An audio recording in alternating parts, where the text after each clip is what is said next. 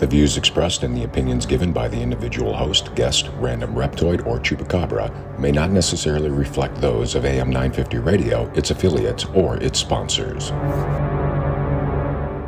Now, it's time to step into the unknown.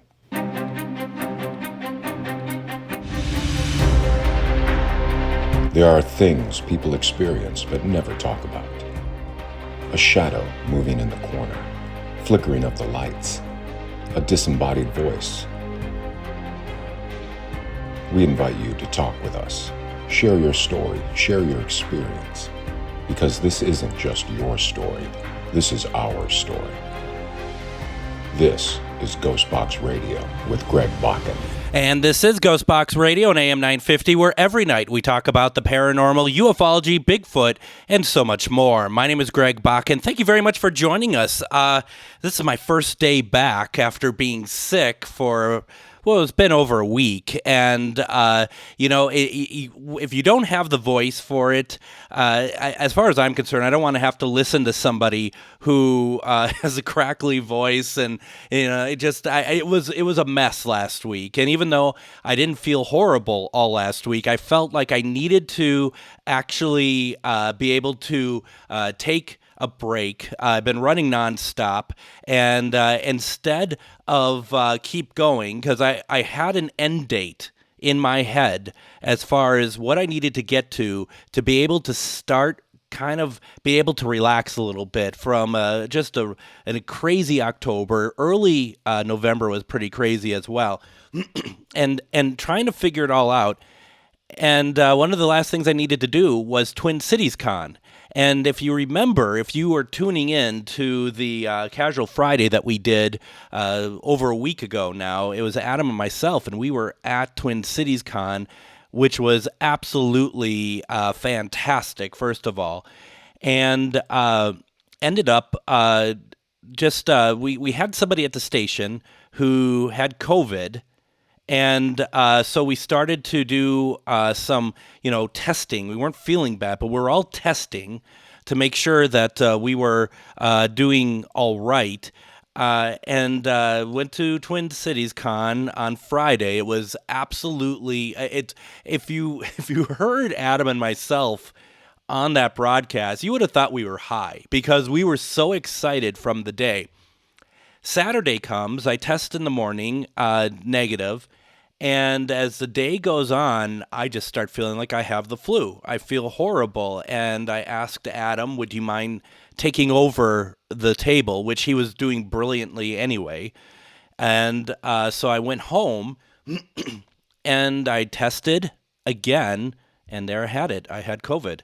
And for those who have heard the sad song that I played the last time that I had COVID, that was very scary. It was a very serious situation. I mean, COVID is always serious, don't get me wrong, but it was very serious, and I was also very worried about having been there because at Twin Cities Con, because I didn't want to be a super spreader event, and it wasn't, but it was very, I was worried about it, but so I couldn't go back Sunday. And from there, I just had to recuperate. And luckily for me this time, the COVID was nothing more than pretty much a flu for me. That's really what it was. It was a flu, and it was kind of like something forced me to take a break. I just needed one more day, though.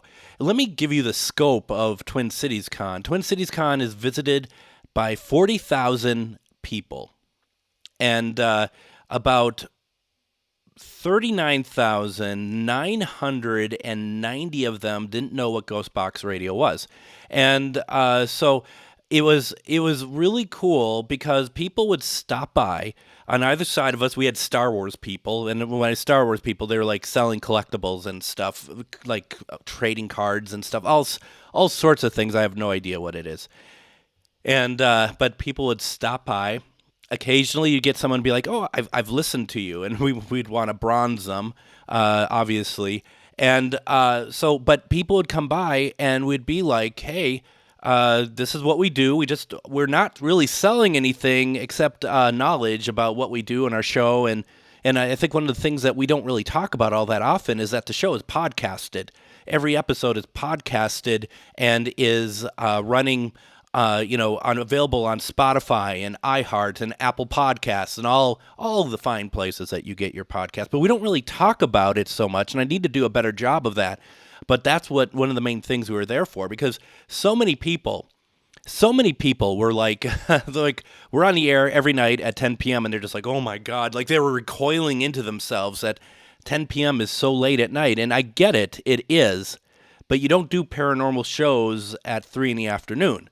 Well, I mean, we used to, but, that's just kind of how it was. And it was really, it was really fun to be able to talk to them. And then they'd be like, oh, are you podcasting? And we'd say where, and we'd hand out a card to them. And, if anyone has listened, and that's another thing I felt really bad about too, is like, I'm telling everyone, listen, well, we're going to have a great week of programming. It's going to be amazing. And then I'm sick. But we reran some really good episodes, and there's a lot of good stuff to choose from. But, you have that momentum.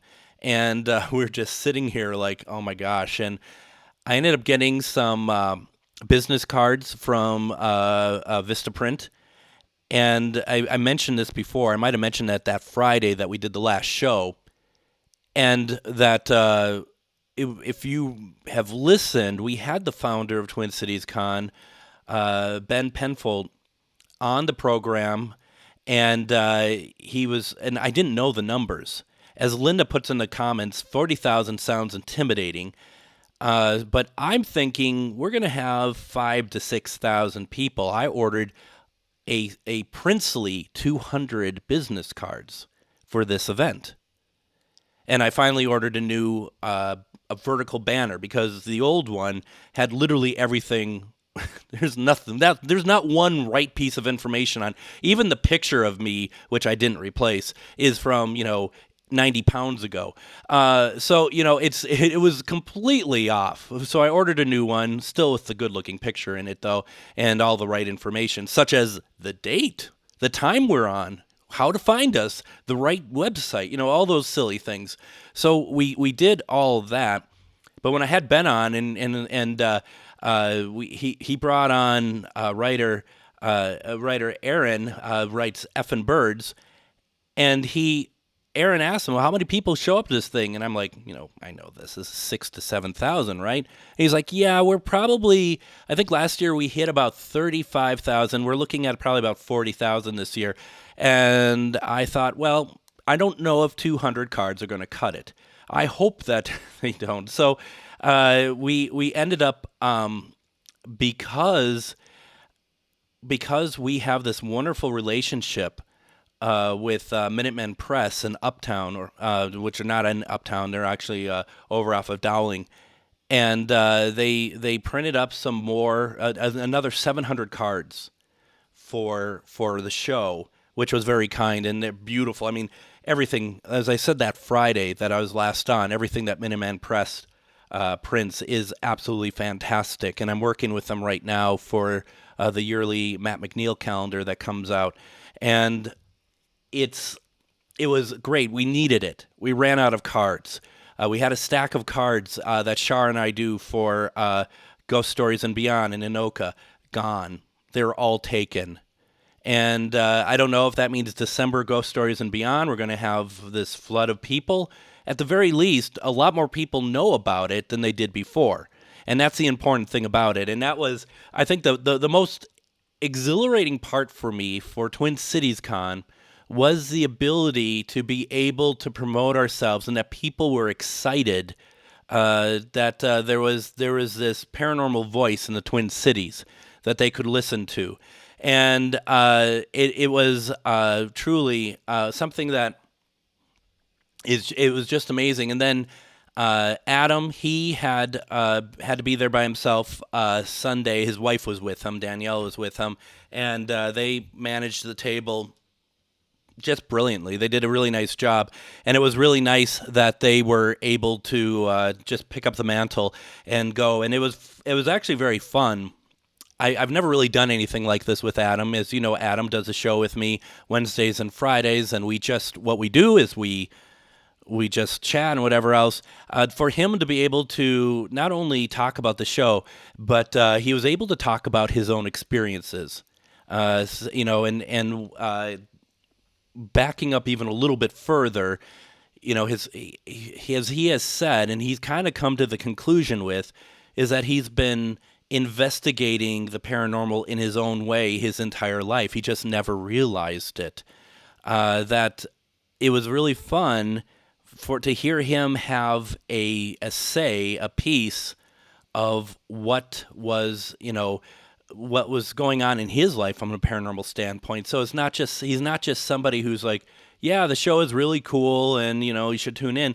He's able to explain to people, if people are coming up and saying, hey, this is what we're experiencing, he's able to give his two cents in it as well. Because that's what a lot of this is. This is what this is all about quite a bit, is people coming up to you and they want to tell their story to you. And, sometimes it's tough because you're not sure what's the best response to certain things, or, someone who's done this long enough might be able to be like, well, that's clearly this or that. But when somebody is trying to tell you something that means a great deal to them, the least we can do is listen and be able to offer either encouragement or advice or whatever else. And we had a number of friends stop by. I see, Cynthia, you're in the comments here. Twin Cities Con was a fun event. Missed you on Sunday, but a great time talking paranormal events with Adam. He is so nice, very much so. He really, and he had mentioned that you'd stop by. He sent me a text, and then I saw your comment on my thread that I started on Facebook. One of the few that I started, like, I'm on the mend. I'm going to go ahead and be back tonight or whatever else, and then it never happened. One of the things that I've learned from the last time I had COVID, and I'm sure you all kind of feel the same way in your own way, is the fact that you have to know when to take a break. And even though I knew that a break would be needed for me coming up, that just wasn't how it went. But after the fact, after I got that sickness, that I knew that if I still wasn't 100% there, why force it? Just relax. Just chill. Literally just chill. And just let things happen. And, like the radio show will be there and everything else will be there. Hopefully. Radio, you never know. But it seemed pretty safe. And, you just enjoy it. You just enjoy and take the rest and everything else. And that's an important thing. It's something I learned with the last COVID for sure. That because you need to be able to recuperate. It took me, and I'm not alone here. I know this. It took me well over a year to recuperate from the last COVID that I had, because there was just so much going on there. And you just have to listen to your body as well. Linda asked the question, did you get a chance to see other booths? And we absolutely did. I did walk around Friday mainly, and maybe a little bit Saturday. I don't quite remember. I don't think Saturday. I think I pretty much stayed to myself. Friday, walked around. You may remember author Joe Prozit. He had a booth at Twin Cities Con, so I was able to stop by, say hi. Council Room, they're the Doctor Who convention that I'm working with this year. They had a booth that was going insanely well for them as well. It was really fun to see that. We had a number of different conventions stop by. There's one up in Fargo that had asked if I wanted to speak up there. We'll see if that happens or not. It was really great, and a lot of great artists, and a lot of stuff that I have to be perfectly honest, I'm not so certain that I'm too interested in, but I could see why people would be. And the idea of the 40,000 people, Linda, I wanted to kind of get back to real fast. We're talking about the intimidation of that, and I think that's a fair response. The way we were in the Minneapolis Convention Center, and the Minneapolis Convention Center is massive. It is huge, and there's 3 big domes in this thing, and each one is its own massive expo area, and Twin Cities Con was in 2 of them. So it was busy, but I don't think that you could look at it and be like, oh my gosh, this is just 40,000. They're all on top of me. I don't really feel that way. I mean, granted, you had that situation that you always do at these things where, in the intersections of the lanes where you're walking, that's where people decide that they need to stop and take their pictures and stop and talk. That's the sort of thing that you just can't escape no matter what you do. I remember being at Twin Cities Pride in June and being like, this is such a positive event. This is such, a gathering of love and like-minded people and people being very happy and everything else that, normally I get very, very... annoyed walking and stuff, but because it's such a good event, I think I'm going to be able to just enjoy it, and no matter how slow people walk, I'm going to be just fine. Well, that lasted 5 minutes, and I'm just like, I'm going to push these people into the pond. I don't care what happens. I just, why can't you walk faster? All that good stuff, and that's just unfortunately how I am. I was blessed with long legs. And so I'm a fast walker. I take big strides when I walk, and I keep trying. Honestly, I keep trying to do this thing where where I show kindness. But boy, when you're in these public situations and you're just like, really, why are you just stopping in the middle of the aisle? There's areas in this place where you could go to either side, and there was open space for people to meet. Nobody went over there. But that's just how it is, isn't it? I mean, that's the sort of thing that you get, and that's just how it is. Why don't we go ahead and do this? Let's go ahead and take our first break. When we come back, I don't know what I want to talk about. We can still talk about Twin Cities Con. Anything on your mind? There's a lot to get through. I haven't been around in a while. Just remembering how to use the equipment. You're listening to GhostBox Radio on AM 950.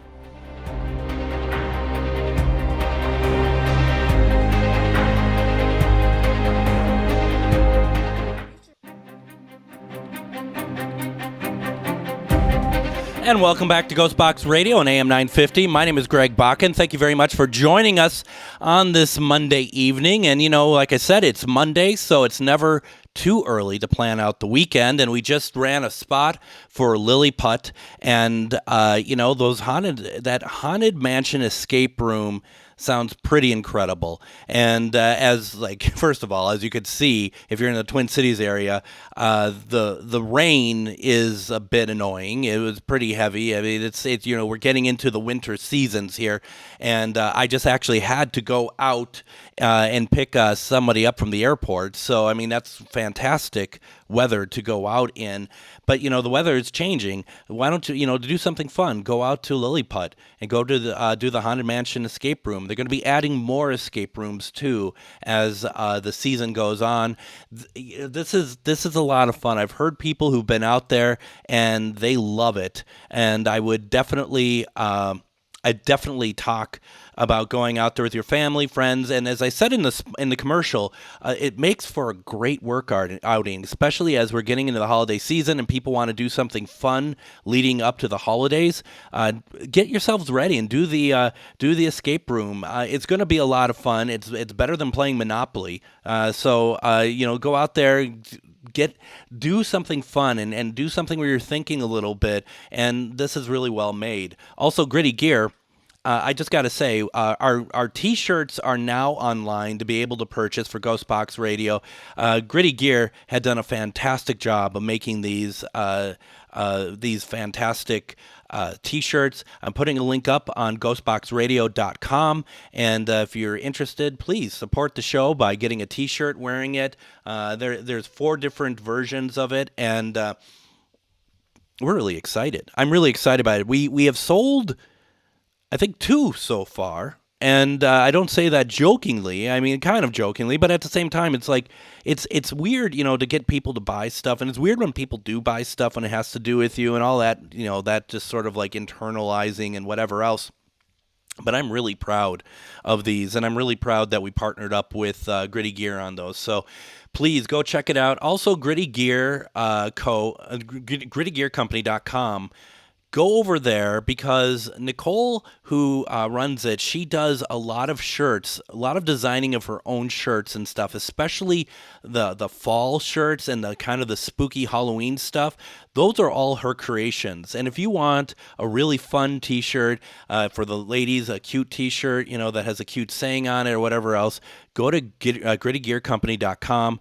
You are going to be able to see some amazing, wonderful designs, and I really am proud that we're a part of them, and that we're working with them, and I'm really proud of the work that they have done to create themselves as a really well-respected T-shirt design company. They do a lot of on-demand work as well. They did our AM 950 shirts, and they are some of the best quality T-shirts I own. Now, if you could see me, you know that I'm not exactly the best dresser in the world. So when you're getting good T-shirts, you got to enjoy it. Carol says, talking about Twin Cities Con, so happy you're better. My son Eric and my granddaughter April went on Sunday. I had taken a bad fall. Oh no, so I couldn't come. I hope you're better now. But my son was so surprised Adam knew me and Carrie. They stopped by to say hi for me. I was so disappointed I didn't get to go to see you guys. Well, I really hope that you're feeling better from that fall. Oh, that's nasty. I'm sorry to hear that. And they were surprised and said, man, they knew about Carrie's spooky house and things. Well, it's kind of our job, isn't it, Carol, to know about whose house is haunted in the Twin Cities? I mean, that's the way I look at it. Okay, maybe that's not the case, but obviously your stories and Carrie's stories were very amazing for us. So we definitely wanted to make sure that that we remember them and talked about them, and I know there's more to talk about. Let's see, who else here? Linda says, I remember the Astrodome in Houston, Texas. That was huge.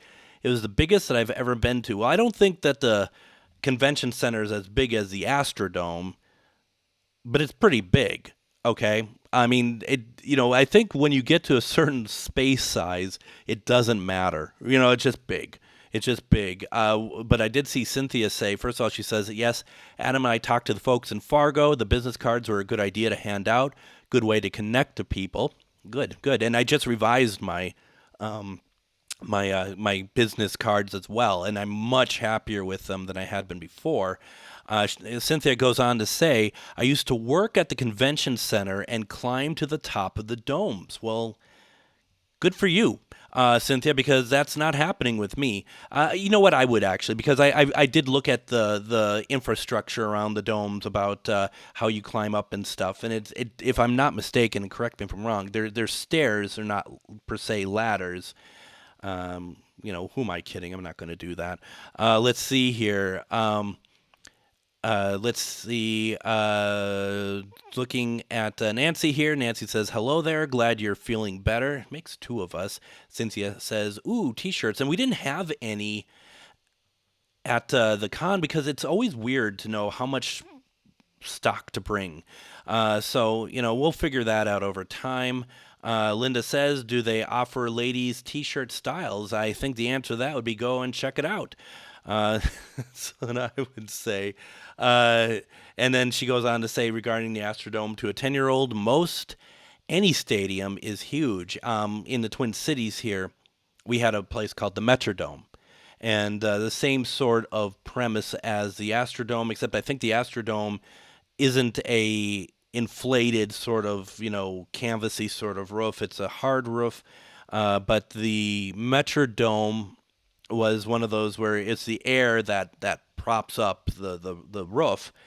And I remember one of the first times I ever been into the Metrodome would have probably been, what was it, in 1985 that we had the All-Star game here. And that was like, because you walk in, and because of the pressurizing of the dome, you don't, you kind of are like blown around when you walk in. And then there's that outer ring where it has like all the vendors, like the food vendors and stuff like that. But then when you walk in to the dome, and I think it's probably the same way that sorry, I just a comment I'm going to get to, and I'm going to try to do this in a way that doesn't make like I'm sounding like I'm making fun of this person. But the breadth of space when you walk into the stadium is incredible, and I'm sure that's the way at all places. The Metrodome was torn down, and the U.S. Bank Stadium was put in its place, and I'm sure it looks beautiful. I've not been in there myself. I have my rule for like going to an NFL game is not to pay. So if I got the tickets for free, and I used to get them from vendors to go see the Vikings, then I'd go see the Vikings live. I love the Vikings, but I'm not going to pay, $90 to get crappy seats. I can't do it, especially when you watch it on TV and it looks so much better and you don't have to deal with traffic and everything else. But that era seemed to stop just around the time that U.S. Bank Stadium came in to play, and so I have not been to U.S. Bank Stadium yet, and I really don't plan on buying tickets to go see the Vikings to go to U.S. Bank Stadium. I'm more than happy to enjoy them on television. Laura asked the question, because don't forget we are broadcasting to areas that are not the Twin Cities. Laura says, "What are the Twin Cities? I never heard of them." Well, the Twin Cities is the Minneapolis and St. Paul in Minnesota. St. Paul is the capital of Minnesota, and it's combined with, it's not combined, but is buddied right up to Minneapolis, and so we call them the Twin Cities. So that's got the history lesson out for the day as well. So we're covering a lot of bases at once here. So with that being said, I find myself suddenly very busy again.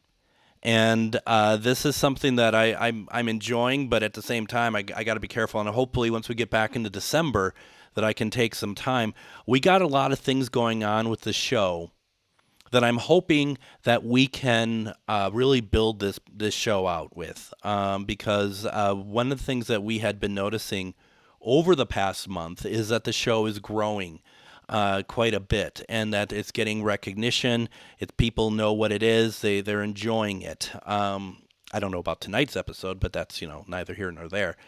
But they are enjoying it, and I'm very proud of that. And we have some pretty big things in the work. One of them, and one of the things that really stuck out to me, was the fact that, and Laura, I'm just curious, what area are you from? Are you in the United States, or I'm just curious, and so. And Linda says, I just Googled, the street that primarily divides the Twin Cities, Minneapolis and St. Paul, is the Mississippi River. I'm not sure you can call the Mississippi River a street, but I get your point. The Mississippi River, starts up in Minnesota and goes all the way out to New Orleans. But one of the things that we've been doing, I did a podcast interview today that's going to be on Paraflix sometime next year, and it was really good. Tomorrow I'm doing a program with C.L. Thomas, and I think that's live. So go and check out. She's out of Las Vegas. We're doing a program tomorrow that she's interviewing me. And then Morgan Knudsen, who had been on the show. Who had been on the show talking about her new TV series that's out of Canada. I'm going to be on her podcast. We're recording that Wednesday, Supernatural Circumstances, and I'm really excited about it. And that's one of the things that really had been ingrained in me with Twin Cities Con is like, we really have to up our game and promoting the program. So we have that coming up, and I'm not going to get too far into it. Talked about working with the convention for 2025 outside of Minnesota that we are going to be. That GhostBox Radio is actually going to be a sponsor for, that we're really excited about that. And the whole purpose is that we do want to grow the program, but we also are looking to be able to cast our net for different types of guests as well. Because I really hope that what some people get out of the program when you are listening to it, and tonight is more literally like we're catching up. I haven't talked to you all in a while, but when we have the guests on, I want to bring on people who you may not have heard of, or that they are talking about, certain things that their experiences or their books that they've written. We really want to try to find people who are doing something unique and different. And there are so many talented paranormal investigators around, and they've so many talented teams. But I personally, I don't tend to bring on teams or investigators only because we want to be able to have a different sort of guest profile, where trying to not get the same type of people or the same people who are on a lot of other podcasts and stuff. We're trying to be very careful about that, and going 5 nights a week, we try to be very careful also about not wearing out certain topics, and try to bring in something else that is different than just just the normal. So that's kind of what we're working on, and it's very exciting. We're in a good place for it. Let's see, we got some more comments here.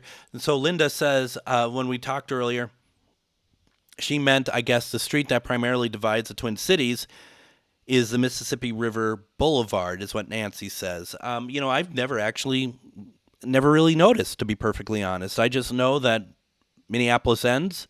We're going down 94, which is how I normally do it, from Minneapolis to St. Paul. One ends and one begins. That's the way I see it. Let's see, I'm reading one here. Let's see. Cynthia says, adding on the site investigating is definitely interesting. Adam had the same experience as I regarding your Halloween video. What was your experience with the Halloween video? And I'm assuming you mean the broadcast, which we did over at 300 Clifton, and that itself was really something, I think. And this was last year when we did it from the Grand Garage. I was able to take part in some of the investigation, but this time I wasn't able to, and I'm perfectly happy with that, because we had some of the best investigators I know out there working and help. And the best part is showing people how to investigate, and it was a lot of fun to watch. And we're planning on doing more of that. For those of you who've enjoyed us doing live investigations, we're planning on doing more, because it's a lot of fun to do, and we think that people really get something out of it. It also is Chad, the owner of the station. I thought he put it very well himself when he had said that sometimes people don't want to actually investigate; they want to just be in the room. And I thought that was a very interesting thing to say, because I think you're absolutely right, Chad, in the sense that not everyone wants to be the person holding the dowsing rods, or that has the K2 in their hands. And they're not everybody is wanting to take on that role. Some simply want to observe. And that they want to pay to take part in it, but they want to observe. They don't need to be the person, and they want to see, what is it like if I'm watching a show, is this kind of how it is at the show, or is it something different? They want to experience it, and that's what these things do. Cynthia says the light speck passing through the bedroom. Well, there was a lot of them. That's the thing. It truly was what I did not expect, and something that I personally would normally just ignore in a sense because it's so overdone. And Cynthia, as a fellow investigator, I would think that you might think the same way about it. Is orbs? It's like doesn't mean that they're not real, but you're just kind of like, well, that's going to be the easiest thing to just kind of like put to the side. But we knew that this house was completely like clean to a level that we have not seen of any house. My house isn't that way, that's for sure. I mean, the house is immaculate. 300 Clifton is immaculate. So when if you saw one or something, you might be like, oh, well, it happens. But the amount that we saw and the fact that they were moving in intelligent patterns, I think all of us, including the ones in the room actually, were the ones who were just very much like, yeah, this is something interesting, and that it was actually making other things happen as well. So there's a lot of good stuff from that. Why don't we go ahead and do this? Let's take our next break. When we come back, let's continue our conversation. I want to talk about what's coming up this week and what's coming up this month with GhostBox Radio. There's a lot to talk about, and it's going to be a great week. You're listening to GhostBox Radio on AM 950.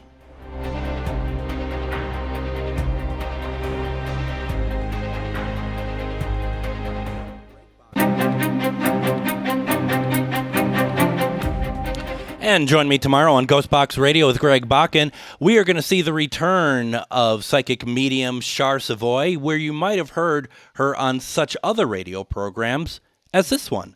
And we're going to have her on tomorrow. We're going to talk a little bit of astrology. Is there anything good coming up with astrology? We want to talk about just what is happening. It's been really fun to watch Char kind of grow in that area for herself, and really enjoy hearing about it. First of all, the astrology stuff is very much, I'm not going to lie, above, it's over my head a little bit. But somebody like Char is going to be able to help break it down, and we're going to talk about that and other things coming up as well, including her next Charvinity Fair. So there's a lot to talk about. And then Wednesday, we're going to have our friend Paul Blake Smith back. He's been on a couple times before. It's November. What do you talk about in November? Well, one of my favorite things to talk about is the JFK assassination conspiracy. And when I say favorite, it's certainly not because he was shot. It's more because there is so many layers of complexity. And a couple of years ago, I had somebody on, and we had talked about how this is impossible to be conspiracy. But Paul Blake Smith is going to come on and going to talk about, and he had written a book that's now out of print, but he's going to talk about why this is so still so hotly contested, and why it could very well be a conspiracy. The stuff that he walks us through, and him and I had talked about it a little while ago, it's really interesting. And we don't present these as necessarily trying to change anyone's mind, but what we do want to do is present different points of view. And there's just so many things that add up to be very unique in this particular conspiracy that I want to explore it. And what I like about it too, if you remember our conversations with Paul Blake Smith, and let me remind you, he wrote the book about Eisenhower and the aliens. He wrote the book about President Nixon and Jackie Gleason. Nixon showing Gleason aliens. Paul, if you've listened to him, it's a very matter-of-fact and logical explanation to where he gets to in these stories. And why that's important to me personally is because I think that you need to have somebody who is, first of all, level-headed and can speak to these subjects in a way that isn't one-sided. And we've had people on before talking about the JFK conspiracy, and there's a certain sort of bias, and really good research is when you don't have the bias, but you have the question, and the purpose is the question is the starting point. That's your thesis. That's your opening statement, and you're trying to get to the answer, and you're trying to figure out the answer. And sometimes the purpose is also you're trying to debunk that question as well. You might sit there and be like, okay, JFK being assassinated. I don't believe that that's a conspiracy. I'm going to go down this. I'm going to go down this road with all the information, and I'm going to see if if that matches or if it doesn't match. And that's where I feel like Paul excelled at. And so that's why I'm looking forward to that conversation with him. I'm like, hey, we could do like a 2-hour one. He's like, no, just an hour. He knows that I'm a lot to deal with, so I get it. But I'm looking forward to that. And once again, folks, if there is anything that any topic that you want us to talk about and that we haven't gone through, I would love it if you could email me and let me know that there is something that you would like me to cover on the show, and we'll do our best to do so. Send me a note over at comment@ghostboxradio.com, and I'm always looking for show ideas. And there's certain areas too that I've would love to be able to try to find the best people for the guests for these shows. So let me know. Send me a note. Send me something, and we can certainly do that. So let's get back to comments here. Linda says, "Hope you can find a channeler to talk about JFK." That's an interesting question or interesting suggestion. The only thing that I would say is I would have to find somebody that I would find that I personally would find reputable. And I'm not saying that there's not reputable people, but I find it very interesting. I once had somebody, and she was on a TV show, and I had friended her for a while, and quite frankly, not a very good medium. And she sent me a note one day. And this was somebody who you pay a lot of money to do a reading, and she'll suddenly be like, "I think there's a murder in your area that you need to solve." I'm like, "What?" I have questions about my family. I'd like to get some information. Yeah, but what about? Is there a river nearby where you live? Maybe, I don't know. Because there's a car. If you go down, you can go and you'll probably be able to find the car. And I'm like, what? I'm paying you $350 for this, and she's just like, you should solve a murder. I'm not Scooby Doo, okay? Anyway, at some point, she sent me a note, and she's just like, because I had reached out to President Lincoln, got his voice on Spirit Box, believe got also his wife, and so she heard it, and she reaches out, and she's like, Lincoln has a message for you. He likes you. He has a message for you. And I'm like, what is it? And she's like, he wants you to vote for Trump. And I'm just like, and that's not a statement on a political statement. It's more of like, no, he didn't. I don't think he reaches out. I don't think he door knocks for any political organization. So it was just like, okay, whatever.